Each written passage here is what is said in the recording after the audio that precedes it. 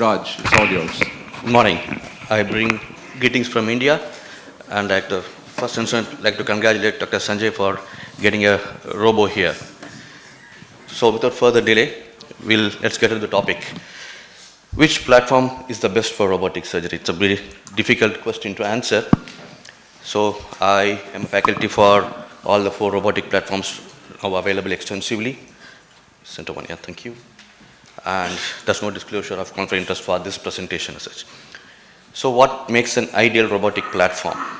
Something that the clinical capabilities have to be relevant to the bariatrics for sure, best outcome with the least complication rates, real-time perfusion, assessment and augmented reality to help with the vasculature, entire instrument portfolio, especially we have vessel sealers, we have ultrasonic, we have staplers, which is very important for bariatrics, and a multi-quadrant access. Sometimes we might have to do in case of bypasses where we need multi-quadrant access possibility.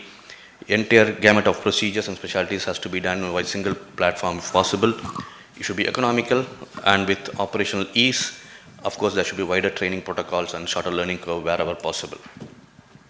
So this is a typical popular robotic platforms that are available with us right now. Started 1989 with Da Vinci.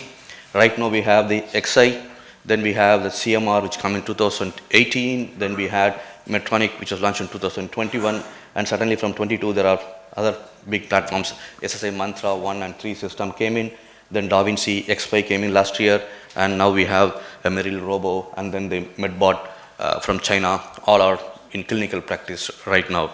And we have the energy devices, vessel sealers and staplers that come in, and then single port surgery come in 2018, 14 to 18.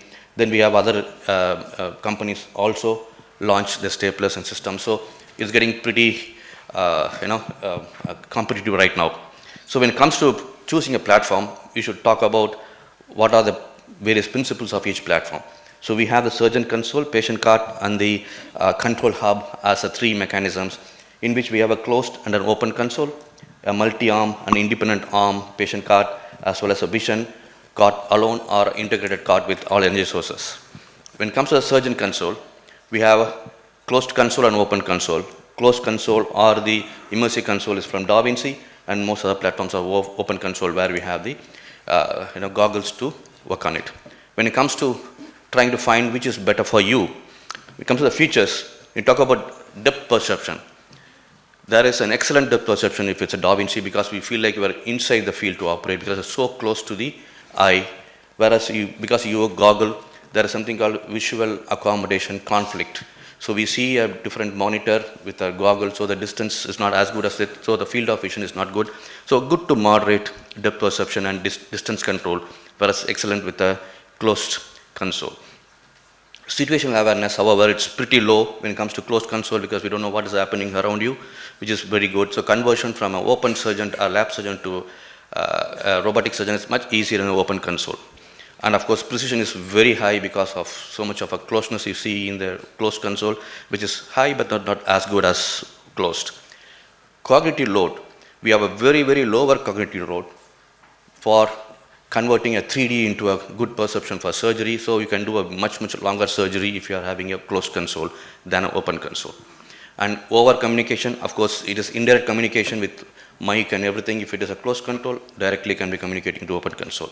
Of course, economic strain again is pretty good when it comes to closed console. It is variable depending upon your eye vision, your field of vision, your perception, all those things comes to open console. So that way you have to readjust and find out, test drive the platform and find out what is good. So if a surgeon is working in the high communication network system, open console is better. When you talk about you being a loner, wanting to have a more perception, close communication is much better in the console. Then comes the control of the surgeon console. So every company has a different concepts. You have a pincer control with the Da Vinci, and you have a pistol control with Hugo Rasp, as well as, with Versius and Mantra, we have what we call as a joystick control. Design wise, ergonomically excellent if you have a pinch and pistol because that is what we are used to do laparoscopically. And then hand versus foot control because we have foot control in Hugo Rasp and Da Vinci pretty much dividing the hand control to instruments and the foot control to camera, clutch and energy sources. Whereas in a VCS is completely in the hand control, so it's much easier for you to control, but then economically much more difficult, and hand performs much more functional. So it can get fatigued pretty early. It has to partly be in the foot and partly be in the joystick in a SSA mantra. When it comes to suturing precision, again, if you divide hand and foot control separately, you have a much more precise, excellent suturing skills. It is good with only hand control, but unfortunately, too much of lumbricals and intra-shey muscle work getting fatigued pretty early. And then accidental activation is higher risk in a joystick because you have all the controls in the joystick itself. And learning curve is slightly higher in the pistol and the thing, but then in the long run, for advanced cases, it's much easier. So decoupled foot control had a better predictability. So as per studies on RCTs and multiple retrograde studies alone, whereas in a lower cognitive load again is much more easier, lesser finger strain and similar efficiency. So wherever possible, try to work on a system which has a pincer and a pistol control. Of course, that is why SSI Mantra has come with the second generation, where you have both pistol control as well as a joystick, whichever the surgeon prefers, you can use them. Then comes the patient cart.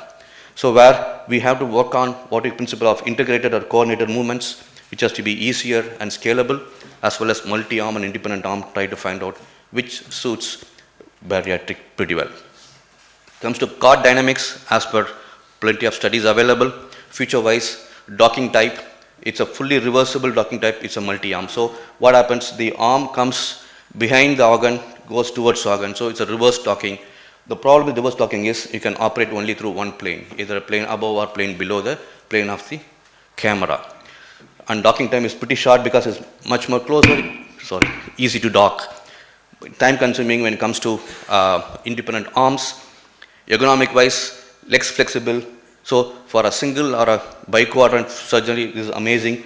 For a multi-quadrant surgery where you want to do a pancolectomy or something, when you want to do abdominal surgeries, maybe independent arms can be slightly better with it. As I told you, axis is unipolar or bipolar depending upon what arms you have. And when planar, especially in Hugo-Ross, since it finds the plane, whether a caudal or a distal plane, so you can do a forward and reverse docking together. One arm can be forward docking, one arm can be reverse docking. So multi-quadrant complex surgeries can be performed in the abdominal cases when you have a Hugo-Ross system with you. Profile-wise, smaller footprint and space occupying when it comes to multiple, because there are plenty of heavy forearms working around, so it would be a bigger OT of 450 square feet or so. Arm collision is higher in comes to multi-arm, but right now with X5 we have collision control system where the arms move by itself, so that it's much easier for you.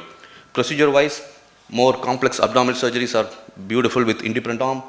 Specialties are like thoracic and cardiac, where single quadrant is much more easier, and urology helps well with multi-arm with a single boom.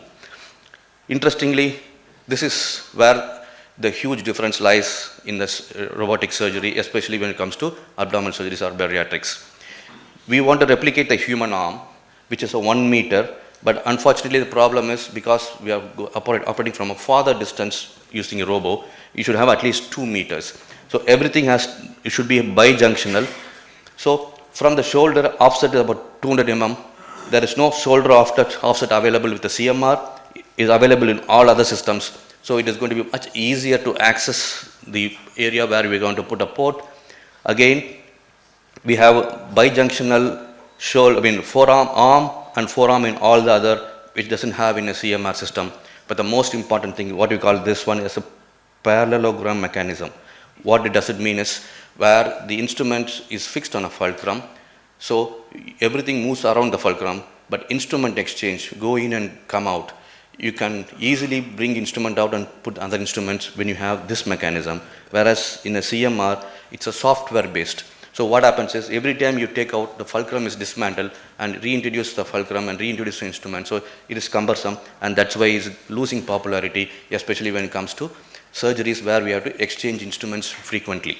When it comes to arm structure, again, feature-wise, precision and stability, it is software dependent in a serial structure.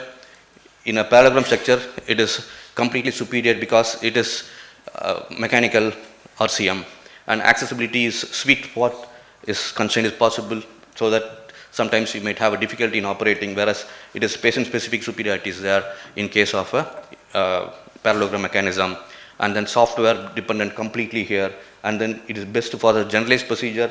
When you want a specialized procedure, better to have a parallelogram mechanism, and potentially a lower cost because it is only software based, hardware based, very high cost involved in this.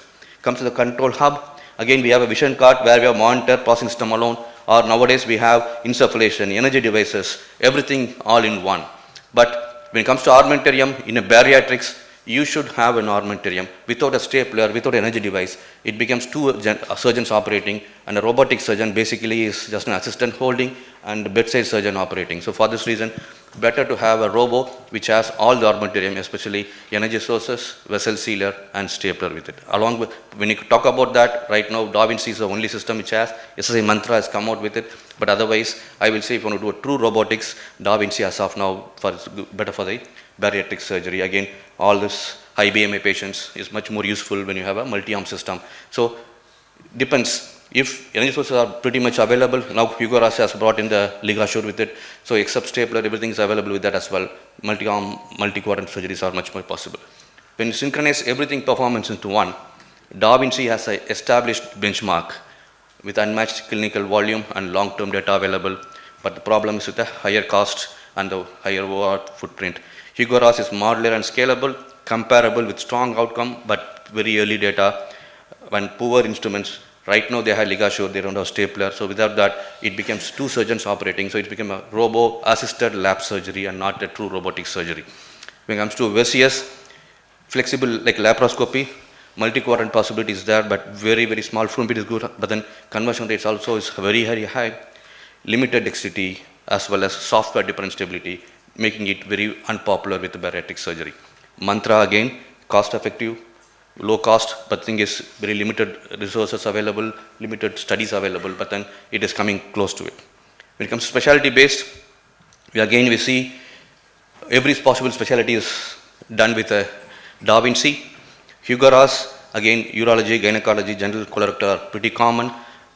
Versus again tried in everything. Mantra also having clinical study, but when it comes to bariatrics, all the bariatric procedures are possible with Da Vinci, and most of them are tried with Hugo Ross as well. Versus there was not much of a published data with bariatrics, and Mantra, yes, they are starting to have some published data, and advantage of telesurgery has made it pretty well. So at the end, concluding scenarios, when you talk about surgeon control, vision control, Da Vinci scores pretty good, Hugo Ross scores pretty good, little bit laxity when it comes to VCS and Mantra systems. Patient cart functions and control hub, again, it's beautiful with Da Vinci, very, very poor quality with VCS, okay, good and good quality with the Hugo Ross and Mantra system. When it comes to armamentarium, Da Vinci has everything, and now Mantra has everything. That is where Hugo Ross fails big time as of now, even though their system is pretty amazing system what they have with it. And clinical outcome, specialty focus is pretty good with Da Vinci again.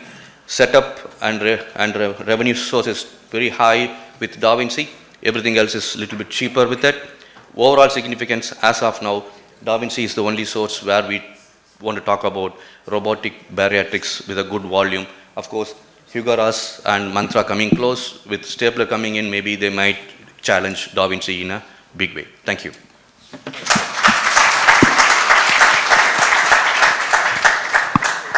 Excellent presentation, Raj. Thank you for demystifying this concept about the various platforms. I think we've just eaten into the discussion time, but I've got one question for you. Yeah.